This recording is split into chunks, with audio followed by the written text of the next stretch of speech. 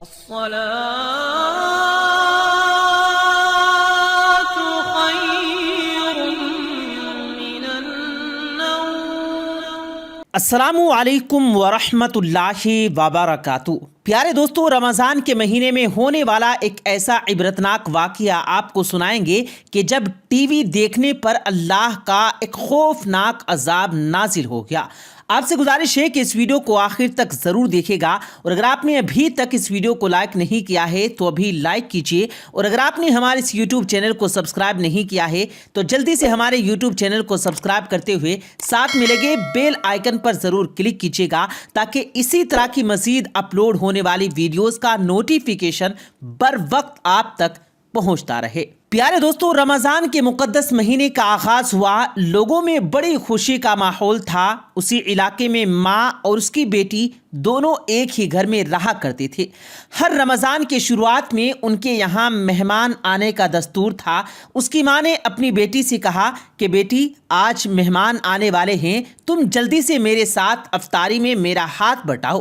لیکن بیٹی نے صاف انکار کر دیا اور کہا کہ اس وقت ٹی وی پر میرا فیورٹ سیریل آ رہا ہے، پہلے میں اسے دیکھ لوں، جب وہ ختم ہو جائے گا پھر میں آپ کے ساتھ کچھ کام کروں گی.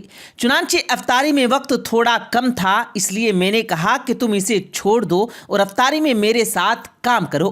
مگر بیٹی نے ماں کی بات بالکل نہ سنی، اس بات کو انسنا کر کے اوپر کے کمرے میں ٹی وی دیکھنے چلی گئی تاکہ اس کو کوئی پریشان نہ کر سکے. اس لیے کمرے کو اندر سے لوک بھی کر لیا اور اپنا فیورٹ سیریل دیکھنے میں مشغول ہو گئی. نیچے ماں نے اپنی بیٹی کو تمام آوازیں دی، بہت آوازیں دی، مگر اس نے کوئی بھی پرواہ نہیں کی. ماں سے افطاری کے لیے جتنا سامان ہو سکا اس نے تیار کر لیا. اتنے میں مہمان بھی آ گئے. اب سب لوگ دسترخوان پر افطاری کے لیے بیٹھ گئے. اماں نے لڑکی کو آواز دی تاکہ وہ بھی افطاری میں شامل ہو سکے، لیکن کمرے سے کوئی آواز نہیں آ رہی تھی. ماں کو تھوڑی فکر ہوئی اور اوپر جا کر اس نے دروازے پر آواز دی، مگر اندر سے پھر بھی کوئی جواب نہ آیا. یہ دیکھ کر ماں کو اور بھی زیادہ گھبراہٹ ہونے لگی. انہوں نے اپنے بھائی کو، رشتہ داروں کو نیچے سے اوپر بلایا. سب لوگوں نے وہاں پہنچ کر زور زور سے آواز لگائی، مگر اندر سے پھر بھی کوئی جواب نہیں آیا. اس صورت میں آخر کار دروازے کو توڑنا پڑا، اور جب دروازہ ٹوٹا تو اندر ٹی وی چل رہا تھا. برابر میں لڑکی بھی بے جان حالت میں موجود ہے، جو اب مر چکی تھی. جب لوگوں نے اس کی لاش کو اٹھانے کی کوشش کی، مگر وہ لوگ اس کی لاش اٹھانے سے ناکام رہے. ایسا محسوس ہو رہا تھا کہ وہ لاش کئی گنا بھاری ہو چکی ہے. اب سب لوگ کافی پریشان تھے کہ اس کی لاش کیوں نہیں اٹھ رہی، اور پریشانی کے عالم میں ایک صاحب نے جب ٹی وی کو اٹھایا تو اس کی لاش بھی اٹھ گئی اور وہ ہلکی ہو گئی. اب ایسا منظر ہو گیا تھا، جب ٹی وی کو اٹھاؤ تو لاش اٹھ رہی تھی، اور جب ٹی وی کو رکھو تو اس کی لاش کا وزن بڑھ جاتا تھا اور لاش نہیں اٹھتی تھی. اللہ اکبر!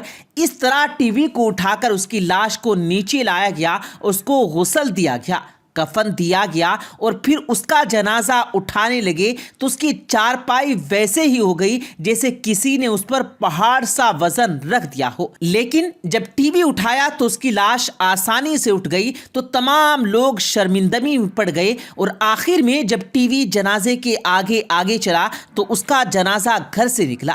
اب اسی حالت میں ٹی وی کے ساتھ اس کی نماز جنازہ پڑھی گئی اور قبرستان لے کر جانے لگے. قبرستان میں لے جانے کے بعد میت کو قبر میں اتارا گیا، اور قبر کو بند کر کے، اس کو اچھی طرح بند کر کے لوگ گھر کو واپس آنے لگے. تو لوگوں نے کہا کہ اب ٹی وی بھی واپس لے چلو. لیکن جب ٹی وی اٹھا کر واپس لے جانے لگے تو اس لڑکی کی لاش قبر سے باہر آ گئی. اللہ اکبر! کتنا خوفناک منظر ہوگا کہ دیکھنے والوں کے ہاتھوں کے طوطے اڑ جائیں. لوگوں نے دوبارہ ٹی وی کو ادھر ہی رکھا اور اس کی لاش کو قبر کے اندر رکھ کر قبر کو بند کر دیا. پھر دوبارہ ٹی وی کو لے کر چلے تو پھر وہی ہوا، اس لڑکی کی لاش باہر آ گئی. اب لوگوں نے کہا یہ ٹی وی کے ساتھ ہی دفن ہوگی، اس کے علاوہ اور کوئی راستہ نہیں ہے. آخر کار تیسری بار میں لڑکی کو قبر میں رکھا گیا اور ٹی وی کو بھی اس کے ساتھ رکھ دیا گیا. ایسے ہی اس کو دفن کرنا پڑا. پیارے دوستو، اب آپ خود اندازہ لگائیں کہ اس لڑکی کا کیا حشر ہوا ہوگا۔ ہماری سمجھداری کے لیے اللہ تبارک و تعالیٰ نے ہم کو دکھا دیا، ابھی بھی اگر ہم نہیں سدھرے تو ہم سے بیکار انسان کوئی نہیں ہے۔ اسی طرح کا پیارے دوستو ایک اور واقعہ آپ کو سناتے ہیں۔ ہندوستان کے کسی شہر کی ایک مسجد میں کچھ سوگوار افراد گھبرائے ہوئے آئے اور نمازیوں سے کہنے لگے، ہمارے یہاں میت ہو گئی ہے اور بڑا عجیب معاملہ ہے، آپ حضرات برائے کرم آ کر دعا فرما دیجیے۔ جب سب لوگ گھر پہنچے تو ایک جوان عورت کی لاش کمرے میں رکھی تھی، اس کے چاروں طرف بڑے بڑے خوفناک کن کھجورے محاصرہ لگے یعنی گول گھیرا کیے ہوئے بیٹھے ہوئے تھے۔ یہ وحشتناک منظر دیکھ کر خوف کے مارے سب کی آنکھیں کھلی کی کھلی رہ گئی۔ کسی سمجھدار شخص نے کہا کہ میت کا عذاب معلوم ہوتا ہے جو ہماری عبرت کے لیے ظاہر کیا گیا، آؤ مل کر استغفار کرتے ہیں۔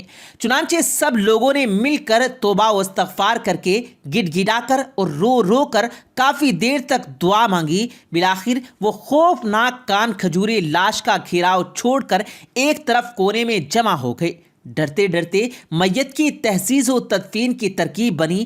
نماز جنازہ کے بعد جب میت کو قبر میں اتارا گیا تو بہت سارے خوفناک کن کھجورے قبر کے کونے میں جمع تھے۔ یہ دیکھ کر لوگوں میں خوف پھیل گیا۔ جوں توں قبر کو بند کر کے لوگ وہاں سے رخصت ہوئے۔ تدفین کے بعد جب میت کی ماں سے اس کا عمل دریافت کیا گیا تو اس نے کہا یہ ٹی وی دیکھنے کی بہت شوقین تھی۔ ایک دن ٹی وی کے پروگرام میں اس کا پسندیدہ گانا آ رہا تھا کہ اذان شروع ہو گئی۔ میں نے کہا بیٹی اذان کا احترام کرو اور ٹی وی بند کر دو۔ اس نے یہ کہہ کر ٹی وی کو بند کرنے سے انکار کر دیا کہ امی اذان تو روز آنا ہوتی ہے مگر یہ پروگرام اور گانا کہاں کہاں روز روز آتا ہے۔ ایسا معلوم ہوتا ہے کہ اس کو یہ عذاب اسی وجہ سے ہوا ہے۔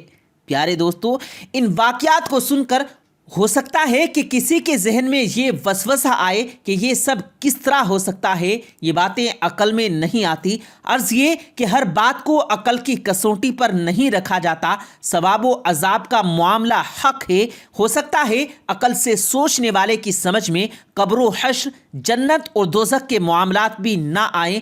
اللہ تبارک و تعالی ہمیں اور آپ کو ہدایت دے اور بہترین عمل کرنے کی توفیق عطا فرمائے۔ آمین ثم آمین۔